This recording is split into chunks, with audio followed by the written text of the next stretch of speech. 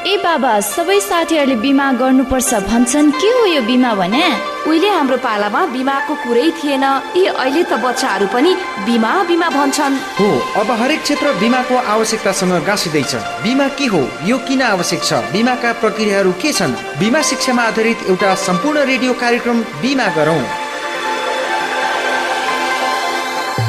Radio मिरमिरे 89.4 megahertz र बिमा समितिको सहकार्यमा प्रत्येक बुधबार बिहान 7:30 बजेदेखि 8 बजेसम्म सुन्ने प्रयास गर्नुहोला।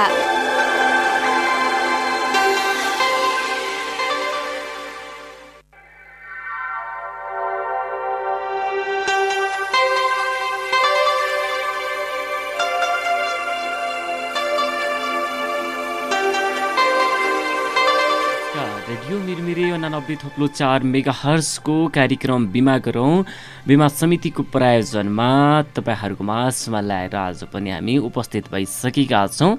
यस कार्यक्रमलाई तपाईँले प्रत्येक बुधबारको बिहान 7:30 बजेदेखि 8 बजेसम्म सुन्न सक्नुहुनेछ भने हामी नेपालले अवलोकन आर्थिक र उदारीकरण सँगै आम नेपालीहरूको सुरक्षा बिमा व्यवसायको माध्यमबाट सम्पत्ति क्षतिको जोखिम कम हुने उद्देश्यले सञ्चालनमा रहेका जीवन बिमा र निर्जीवन बिमा कम्पनीहरूको बारेमा ताजा जानकारी ल्याएर आउने गर्दछौँ भने हामी विभिन्न बिमा व्यवसाय गरिरहेका बिमा कम्पनीहरूको व्यक्तित्वहरूसँग पनि कुराकानी गर्ने गर्दछौँ भने आज हामीले तपाईँलाई यस्तो विषयमा जानकारी गराउनेछौँ कि जुन एकदमै तपाईँले छोटो समयमा हाम्रो आइपिओ पनि खुलेको छ र तपाईँहरूले हाम्रो यसको समय भनेको पनि एकदमै छोटो हुन्छ र हामीले भन्दाखेरि मौकामा चौका हाने जस्तै गर्नुपर्ने हुन्छ र हामी आइपिओ भनेको के हो र आइपिओ कुन ठाउँ खुलेको छ र हामीले कसरी भर्ने भन्ने विषयमा तपाईँलाई जानकारी गराउनेछौँ।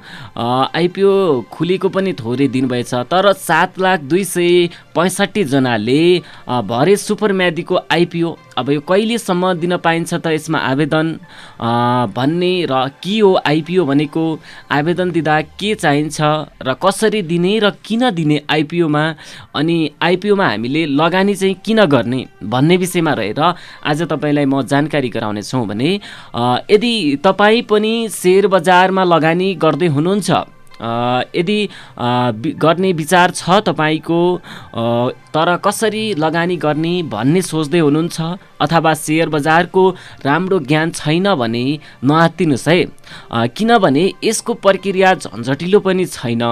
बस तपाईँले के र कसरी गर्ने अध्ययन गर्न र सेयर बजारको बारेमा केही पोइन्टहरू छन् र तपाईँले सजिलै तरिकाले बुझ्न सक्नुहुनेछ र हाम्रो कार्यक्रमलाई तपाईँले अन्त्यसम्म सुनेर साथ दिनुभएछ भने पनि तपाईँले मजाले यसलाई राम्रोसँग बुझ्नुहुनेछ भन्ने हामीलाई यतिखेर रेडियो मिरमिरे 89.4 मेगाहर्ज र बिमा समितिको प्रायोजनमा कार्यक्रम बिमा गरौँमा छौँ भने हामीलाई देशभरको 25 जिल्लाको साथै इन्टरनेट अनलाइनमा www.emirmire.com लगइन गरेर पनि तपाईँले विश्वभर एकैसाथ सुन्न सक्नुहुनेछ र काठमाडौँको आसपासका जिल्लाहरूमा पनि एकैसाथ सुनिराख्नु भएको छ। र आज हामी विषयवस्तुतिरै लाग्छौँ। म जस्तै आजको हाम्रो टपिक्स रहेको छ तपाईँलाई मैले भनिसकेको छु। आइपिओ भनेको के हो, हामीले आइपिओमा आवेदन कसरी दिने, हामीलाई के कागजातहरू हामीलाई चाहिन्छ, कसरी दिने र किन गर्ने आइपिओमा लगानी भन्ने विषय रहेको छ। तर आइपिओ कहाँ खुलेको छ अनि कतिजनाले भरे त आइपिओ भन्ने सबैभन्दा पहिला तपाईँलाई जानकारी गराउँछु म। 7,265,000 जनाले भरे सुपर म्यादीको आइपिओ कहिलेसम्म दिन पाइन्छ त आवेदन हैन। हाम्रो टपिक्स रहेको छ सुपर म्यादी हाइड्रो पावर लिमिटेडले आइपिओ 7 लाख भन्दा बढी आवेदन दिएका छन्। जसै सिडिएससी का अनुसार कम्पनीको आइपिओमा हिजो मङ्गलबार 5:30 सम्मको 7,265,000 जनाले आवेदन र 81,58,83,000 रुपियाँ बराबरको आइपिओबाट 81,58,830 किता सेयर खरिदको लागि आवेदन परेको छ।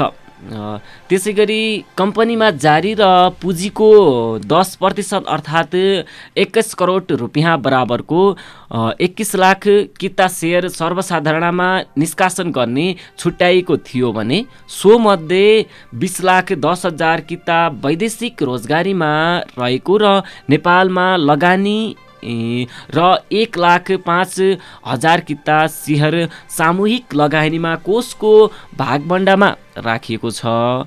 त्यसका साथै 42,000 किता कम्पनीको लागि कर्मचारीहरूको लागि छुट्याएको छ। सर्वसाधारणहरूको लगानीकर्ताहरूले बाँकी 17,43,000 कितामा को लागि आवेदन दिन सक्नुहुनेछ। उक्त आइपिओ को लगानीकर्ताले माघ 12 गतेसम्म आवेदन दिन सक्नेछन् भने सो अवधिमा पूर्ण आवेदन नपरेको निष्कासन अवधि माघ 23 गतेसम्म लम्बिनेछ। सो सेयरमा लगानीकर्ताले न्यूनतम 10 किता सेयरको लागि आवेदन दिनुपर्ने छ भने अधिकतम 50,000 किताको लागि आवेदन दिन सक्नुहुन्छ।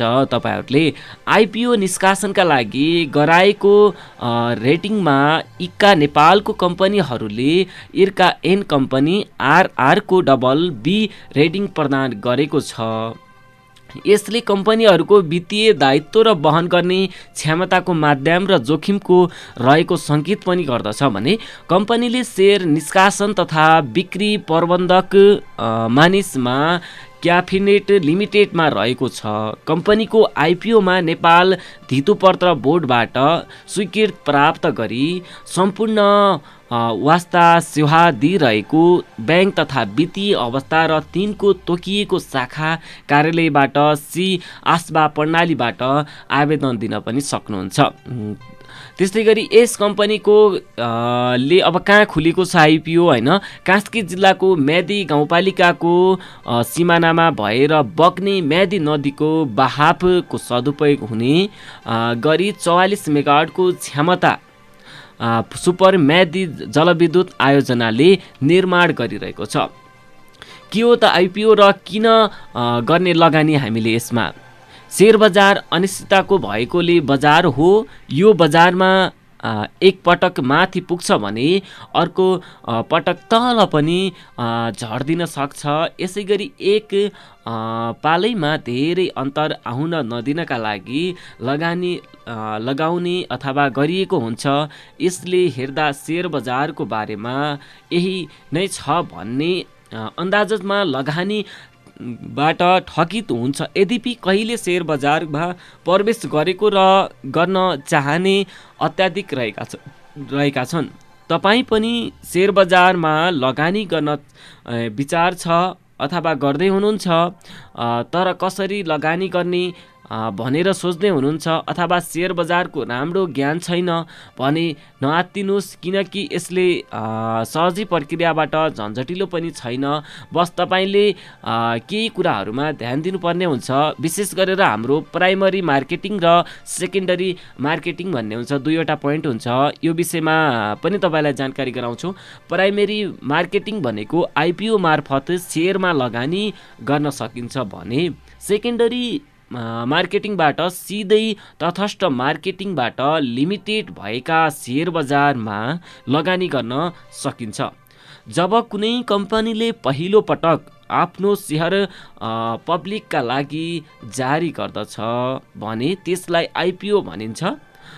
यस कम्पनीमा आफ्नो सेयर सर्वसाधारणहरूले जारी गर्दछन् र यो प्राइमरी मार्केटिङ अन्तर्गत पनि पर्दछ, जसले अर्थात् आइपिओको माध्यमबाट कम्पनीको फन्ड एक चित्र गर्दछ र यस फन्डलाई कम्पनीले प्रगतिका लागि खर्चिलो गर्दछ। त्यसको सट्टा आइपिओको किन्नेहरूलाई कम्पनीमा आफ्नो लगानीभन्दा बढी आइपिओको जारी गर्न सक्छ भने सर्वसाधारणले कम्पनीहरूमा कयौँ कारणले गर्दा आइपिओमा जारी गर्ने गर्दछन्। त्यस्तै गरी रहेको छ आइपिओ ल्याउनुको खास कारण के हो त? र कसले ल्याउँछ, कहाँबाट आउँछ र कम्पनीको विस्तारका लागि पनि आइपिओ ल्याउने गर्दछन् भने यदि कुनै कम्पनी लगातार अघि बढिरहेको छ र त्यस कम्पनीको विस्तारको आवश्यकता छ वा अन्य सहरबाट पनि यसको शाखा विस्तारको आवश्यक छ एवं सर्वसाधारणहरूको पनि आवश्यकता छ भन्ने यस्तो अवस्थामा त्यस्ता कम्पनीहरू र आइपिओ गर्न सकिन्छ। कम्पनीले विस्तारका लागि ब्याङ्कसँग लोन समेत लिन सकिन्छ, तर ब्याङ्कबाट लिएको लोन निश्चित समयबाट निश्चित ब्याज सहितको भुक्तानी गर्नुपर्ने हुन्छ। तर कम्पनीले आइपिओ मार्फत फन्ड जम्मा गर्दछ भने त्यसको भुक्तानी गर्ने कुनै समय अवधि समेत र त्यसको ब्याज दरबाट बुझाउन पर्दैन। त्यसैले कम्पनीलाई यस्ता किसिमका झन्झटबाट समेत बचाउन सक्दछन् भने यसै गरी अब कुनै कुरा गरौँ न आइपिओ खरिद गर्नका लागि हुने फाइदा के छन् त? जुनसुकै आइपिओमा पनि लगानी गर्न लगानीकर्ताहरूले हुन सक्छन् भने उनीहरूलाई त्यस कम्पनीबाट खरिद गरिएको सेयर बजारको हिस्सा मिल्दछ। अर्थात् कुनै एक कम्पनीको केही सेयर आइपिओका लागि निष्कासन छ भने आइपिओको त्यसको 1% हिस्सा खरिद गर्नुपर्ने हुन्छ भने तपाईँ त्यस कम्पनीको 1% हिस्साको मालिक हो। यसरी आइपिओद्वारा कम्पनी र लगानीकर्ता दुवैमा फाइदा हुने गर्दछ। आदरणीय श्रोताबिनहरू, तपाईहरूलाई अब आइपिओ भनेको के हो र आइपिओमा हामीले लगानी गर्दा हामीलाई फाइदा के हुन्छ भन्ने विषयमा मैले जानकारी गराएको छु। र अब कर्जा कम गर्नका लागि हामीले के गर्नुपर्दछ त? जब कुनै कम्पनीले धेरै कर्जामा डुबेको छ भने पनि त्यस्तो अवस्थामा कम्पनीले आइपिओ जारी गर्न सक्छन्।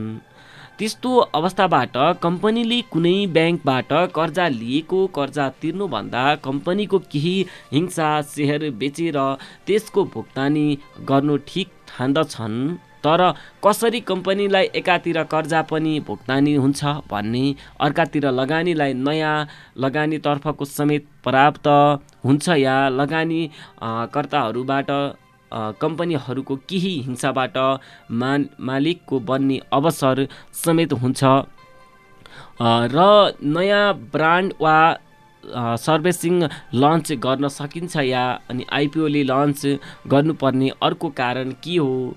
प्रडक्टको सर्भिसिङ लन्च गर्नु जब कुनै कम्पनीको कुनै नयाँ ब्रान्ड र सान्दर्भिक लन्चबाट गर्दछ भने कम्पनीले त्यसको विकास र विस्तारको साथै धेरै मानिसमा पुगोस् भन्ने चाहन्छ। त्यसैले पनि कम्पनीको आइपिओ जारी गर्ने गर्दछन्।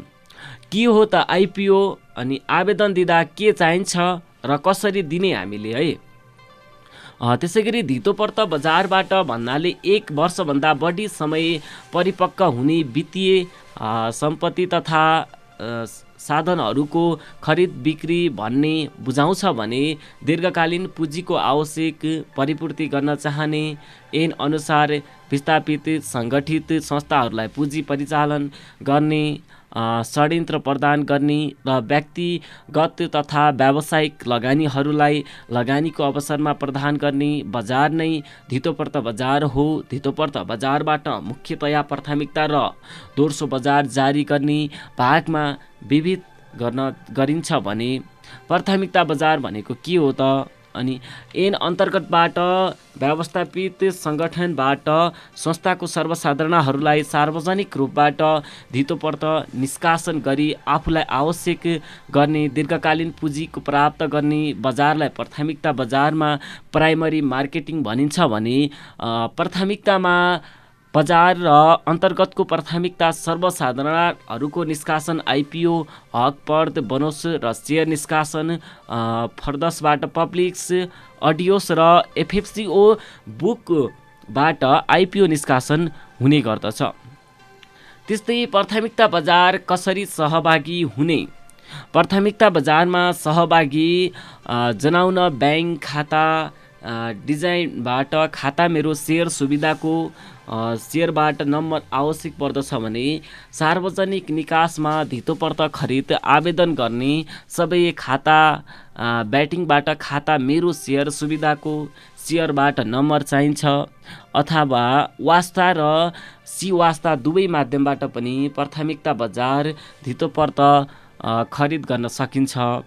त्यस्तै प्राथमिकता सेयर निष्कासनमा धितोपर्त खरिद गर्ने आवेदन दिँदा लगानीहरूको ब्याङ्क तथा वित्तीय संस्थाहरूबाट रहेको खातामा आवेदन बराबरको रकम रोक्का राखी धितोपर्तबाट बाँडफाँड पछिको आवेदनको बाँडफाँडमा परेको धितोपर्त बराबरको रकम मात्र खाताबाट खिच्ने प्रणालीलाई आस्था प्रणाली भनिन्छ भने हाल यो सुविधा कुल 65 ब्याङ्क तथा वित्तीय संस्थाहरूबाट देशभरका शाखा मार्फत 77 जिल्लामै उपलब्ध रहेको छ। त्यस्तै आस्था प्रणाली अन्तर्गतबाट सार्वजनिक निष्कासन हुँदै आवेदनको डिमान्ड खाता रुज गर्ने तथा प्राप्त भएको आवेदनको विवरणको प्रवृत्ति गर्ने वास्ता ब्याङ्क तथा निष्कासन तथा बिक्री प्रबन्धनका लागि तयार पारिएको केन्द्रित र सरसपोर्टको हिंसाबाट भनिन्छ भने धितोपर्त सार्वजनिक निष्कासनको आवेदन स्वयंले इन्टरनेट मार्फत वा आफ्नो खातामा रहेको ब्याङ्क तथा वित्तीय संस्थाबाट सिवास्ता फारम भरी धितोपर्त खरिदका लागि आवेदन दिन सक्नुहुनेछ। हिजो आज सिडिएससीको मेरो सेयर र प्लोट वा एप्स मार्फत सार्वजनिक निष्कासनमा आवेदन दिन प्राथमिकता छ, जसले धेरै सहज अनि तुल्याउने गरेको हुन्छ। त्यस्तै नयाँ सङ्गठित संस्थाहरूले आइपिओको निष्कासन गर्दा धितोपर्त निष्कासन तथा बिक्री प्रबन्धनबाट निष्कासन मिति अगावै सूचना सार्वजनिक गर्नुपर्ने प्रावधान रहेको हुन्छ।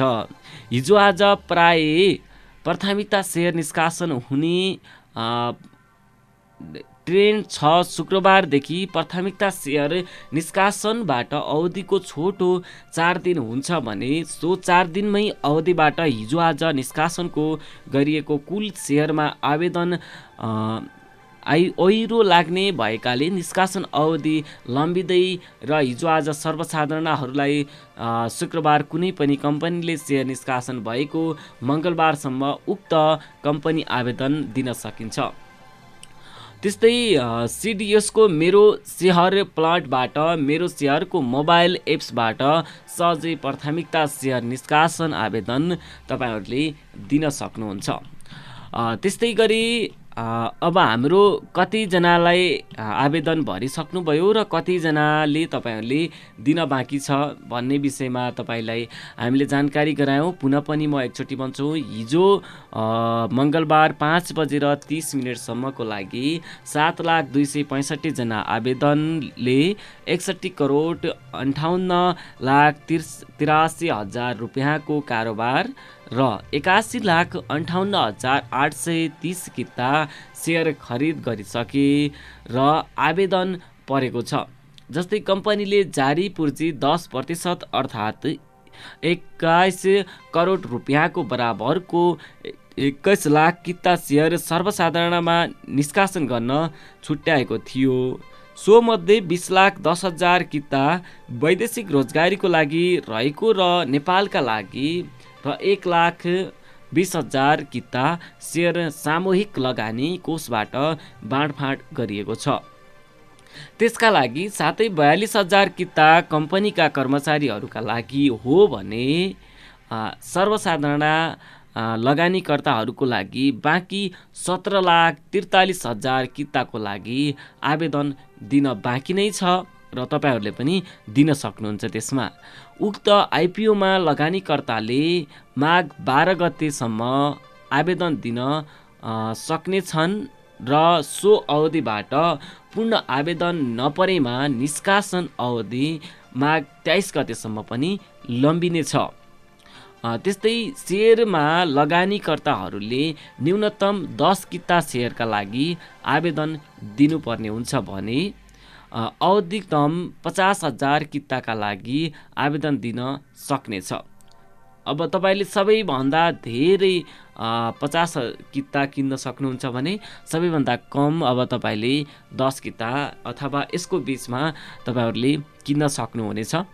त्यस्तै आइपिओ निष्कासनका लागि गराएको रेटिङ इर्का नेपाली कम्पनीहरूलाई इर्का एनपिआइपिओ डबल र बी रेटिङ प्रदान गरेको छ। त्यसैले कम्पनीको वित्तीय दायित्व वहन गर्ने क्षमताको माध्यम जोखिम रहने सङ्केत गर्दछ। त्यस्तै गरी आदरणीय श्रोताबिनहरू, आज हामीले तपाईँलाई आइपिओ भनेको के हो, अनि आवेदन कसरी दिने हामीले, अनि आवेदन दिँदा के चाहिन्छ, हाम्रो डकुमेन्टहरू र कसरी दिने, अनि किन गर्ने आइपिओमा लगानी भन्ने विषयमा रहेर तपाईँहरूलाई हामीले जानकारी गराइसकेका छौँ। र अहिले हिजो मात्रै अब भर्खरै खुलिराखेको छ अनि हामीसँग टाइम पनि धेरै छ होइन। त्यसै गरी अहिले खुलेको छ यो कास्की जिल्लाको म्यादी गाउँपालिकाको सिमानामा भएर बग्ने म्यादी नदीको बहावको सदुपयोग हुने गरी 44 मेगावाटको क्षमताको सुपर म्यादी जलविद्युत आयोजना निर्माण गरिएको छ। त्यसको लागि हामीलाई थुप्रै तपाईँहरूले आइपिओ गर्न सक्नुहुनेछ र तपाईँले गर्दाखेरि तपाईँलाई नै फाइदा हुन्छ भने कम्पनीलाई पनि राम्रै फाइदा हुनेछ। र अब कतिजनाले भरे भन्ने विषयमा पनि तपाईँलाई जानकारी गराएँ। अहिलेसम्म 7,265,जनाले भरिसकेका छन् होइन। अब त्यसको सुपर हाइड्रो पावर लिमिटेडको आइपिओ 7 लाखभन्दा बढीले आवेदन दिएका छन्। त्यस्तै गरी तपाईँहरू पनि त्यसमा दिन सक्नुहुनेछ। हामीसँग तपाईँको थुप्रै अब बाँकी नै रहेछ। अब सर्वसाधारणको लागि 17,43,000 किता बाँकी छ भनेपछि, अनि त्यसै गरी कर्मचारीका लागि 42,000 किता बाँकी छ।